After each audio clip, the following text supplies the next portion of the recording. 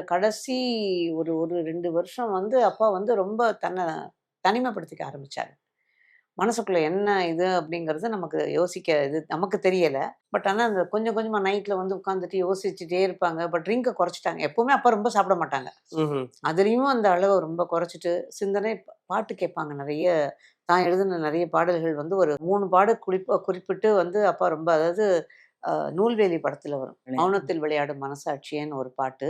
அப்புறம் "நல்லவர்க்கெல்லாம் சாட்சிகள் 2 சாட்சிகள். ஒன்று மனசாட்சி." ரெகுலரா திரும்ப கேட்பாரு. திரும்ப ரிப்பீட் பண்ணிக்கிட்டே இருப்பாங்க வீட்ல.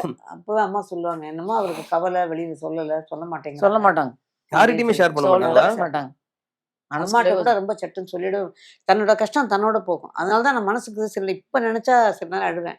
"அழுவதற்கென்றே படைத்தாளோ என் தாய்ன்னு" ஒரு இதுல எழுதியிருப்பாங்க. நிஜமாவே போட்டிருக்கு. அவரு ஆரம்ப காலகட்டத்திலேருந்து ரொம்ப நல்ல மனுஷனா வாழ்ந்ததுனால தான் கடைசி வரைக்கும் கஷ்டப்பட்டாருன்னு நெனைப்பேன். ஏன்னா யாருக்கும் இல்லன்னு சொன்னது கிடையாது. வளரக்கூடாது அப்படின்னு நெனச்சது கிடையாது. அடுத்தவன் சொத்த புடுங்கி சாப்பிடணும்னு நெனச்சது கிடையாது. இது எந்த இதுவுமே இல்லாம அவர் வாழ்ந்த மனுஷன். அவரோட சந்தோஷம் அப்படின்னா, அவர் பாட்டுக்கு அந்த குழந்தைங்களோட விளையாடுறது, இன்னும் கொஞ்சம் ட்ரிங்க் பண்றது. மத்தபடி வந்து ரொம்ப பெரிய இதுவாவே சொல்ல மாட்டோம்.